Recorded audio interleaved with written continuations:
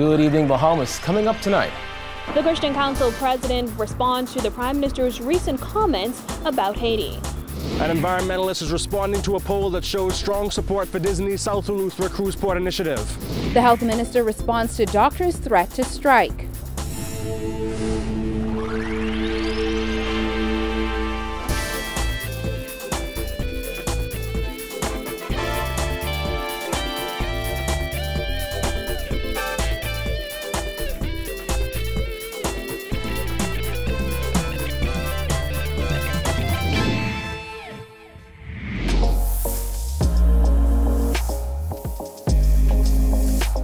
Our News is brought to you by Alive. Welcome to Our News and thanks for joining us. I'm Kyle WALKINE. The local Haitian community tonight reacting to the Prime Minister's comments regarding assistance for Haiti following a 5.9 magnitude earthquake. Dr. Hubert MINNIS has been heavily criticized in some quarters for his recent response to the deadly earthquake in light of his tearful plea for Dominica, which was devastated by Hurricane Maria last year. Haitian nationals he spoke to today say they're more concerned about organizing assistance for their people. Haiti needs some help all the time. On the heels of what some have called the Prime Minister's insensitive response to Saturday's deadly earthquake in Haiti, Haitian nationals living in the Bahamas were asked their thoughts on Hubert MINNIS' assertion that the Bahamas comes first. If he say the Bahamas, Bahamas first, I agree with him. Bahamas always first. That is not mean you can help any other country. Because if Nassau get hurt now by a hurricane or whatever, I'm sure Haiti will help. Frank RACINE, who is a minister in a local church, has been living in the Bahamas for the past 19 years and has 3 children living in Port-de-Paix, Haiti, where the earthquake occurred.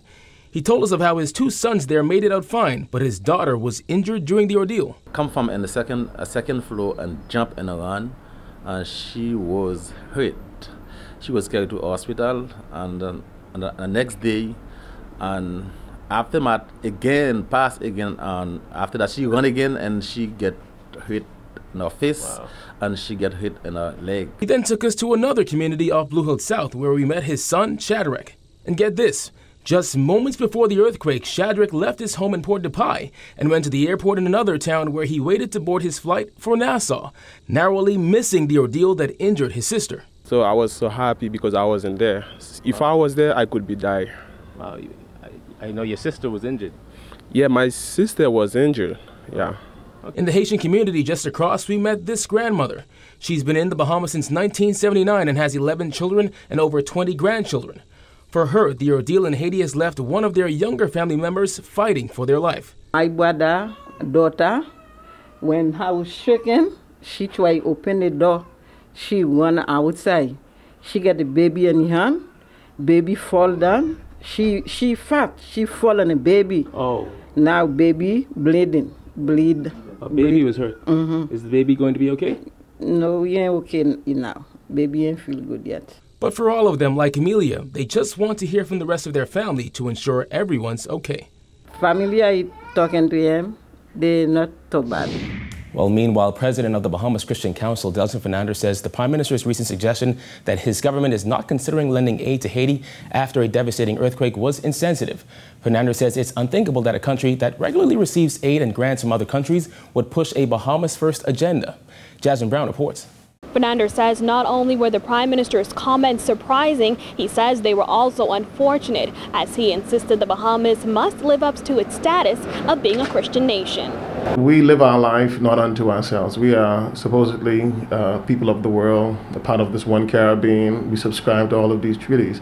And one of the things we must be mindful is that we must not just be charitable to who we want to be charitable, but all of us will hurt sometime. FERNANDER went even further and insisted Bahamians need to get out of their colonial way of thinking. It is a mentality we must get out of. Maybe in a colonial age we were used to people just coming in and handing out to us. But now that we're older, some 45 years in a democracy that is strong and stable, we must see ourselves as lending helping hands also. So rather than this handout now ought to be also to help others around the region. Haiti was hit with a magnitude 5.9 earthquake on Saturday and a magnitude 5.2 aftershock on Sunday. Reports indicated that at least 15 people were killed and 333 were injured. On Monday, MINNIS was asked if the government intends to give aid to Haiti, similar to the help his administration gave to Dominica after it was devastated by a major storm last year. MINNIS said, "At this point in time, I am looking at moving the Bahamas forward, Bahamas first." Fernander said while MINNIS appeared to be focused on national security and not charity, he insisted we must be able to do both at the same time. Though sometimes it could be difficult to respond, but it doesn't hurt us to respond. Meanwhile, Fernander says the local church has already begun preparations to send assistance to Haiti. We're mobilizing. I'll give you an example. I am, for my denomination, the response team for natural disaster in the Bahamas, by virtue of being a part of an international body.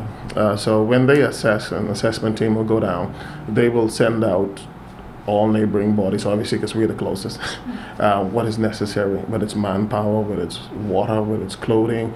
They will assess and we will respond in kind and say, here's what we can do, we're able to do, and many hands make light work. Fernander is not the only person to speak out against the Prime Minister's comments. Progressive Liberal Party leader Philip Brave Davis called them insensitive and noted the Prime Minister should be aware that the Bahamas has an important role to play as a member of CARICOM. Reporting for R News, I'm Jasmine Brown. All right, thanks, Jasmine. Well, as the Prime Minister takes flack for his Haiti aid suggestion, one of his cabinet ministers is coming to his defense. Health Minister Dr. DUANE says he believes MINNIS was simply trying to set a particular mood. I've heard the criticisms on both sides. I think the Prime Minister wanted to set a tone that certainly, while we empathize, we sympathize with the plight of the unfortunate persons in Haiti who have now suffered another earthquake, that our primary focus has to be with the people of the Bahamas. Sands says as a member of the Caribbean community, the Bahamas is already lending a helping hand. We participate, as you know, in a number of international organizations. CARICOM is only one of them. But certainly the Bahamas, through that approach, is already involved in providing assistance to the people of Haiti. But our focus is really on the people of the Bahamas. In other news, environmentalists say despite a scientific poll showing strong support for Disney's cruise port plans in South Eleuthera, they believe opposition to the project remains significant. Jared Hicks tells us more. If this was a landline-based interview, that completely negates all the cell phone users. So, you know, how do we know that those numbers accurately talk about the entire Bahamas? REARTH director Sam Duncombe is criticizing a public domain poll commissioned by Disney that shows more than 60% support for Disney's cruise port plans at Lighthouse Point. She says the use of landline telephones to contact participants limited the variety of the sample, and in her view, the questions were meant to lead respondents to pro-Disney answers. By the time you get through with the first question, you know, how do you, like, it's such a long question as well. So yeah, I think that the reality of it is that you can get a survey to say whatever you want it to say. You just have to phrase the questions in the way you want them answered. The poll, which surveyed 994 households throughout the Bahamas, found that 66% of respondents very much or somewhat supported the development. Of those who stated that they don't support the development, 21% said it was for environmental reasons, 14% because government has given away too much land to foreigners, 12% because they do not like or trust the cruise industry, 12% for loss of local access, and 6% believe that the development won't help Bahamians. While those numbers represent less than a third of respondents, Duncombe insists that other evidence exists, albeit non-scientific, that shows distinct opposition to Disney's plans. What does that say to the 30,000 plus people who've signed the petition against the Disney port? The newspaper polls where 78% are saying no, don't develop Lighthouse Point. With Prime Minister Dr. Hubert MINNIS set to talk to South Eleutherans tonight about the state of their economy, Duncombe says she understands why they may support a brand like Disney. I get why South Eleuthera wants Disney. It's a powerful brand. It's the most powerful brand in the world. Everybody knows it. Everybody, loves Disney. And all we're saying to Disney is just not there. Why not? If you are a responsible, as you claim, environmental steward of the environment and that you care about families, why not dock at Princess Keys, or there's one at Half Moon Key. They're two cruise ports within 15 miles of each other. Tourism Minister Dionisio de Aguilar has suggested that if Disney doesn't get its way with Lighthouse Point, it would still be interested in the Bahamas as a destination. This despite Disney Vice President Kim Prunty insisting that there was no plan B for the Bahamas. The cruise line is currently building 3 more ships, motivating Disney to find new destinations for those vessels. Duncombe says she views the suggestion by Disney that there's no plan B as a threat. I think that is what you call an outright threat. Okay? It's not, there are lots of plan Bs. They just don't want any of those plan Bs. So if that's the case, then fine, thank you. We appreciate that you want to be here, but you can't be there.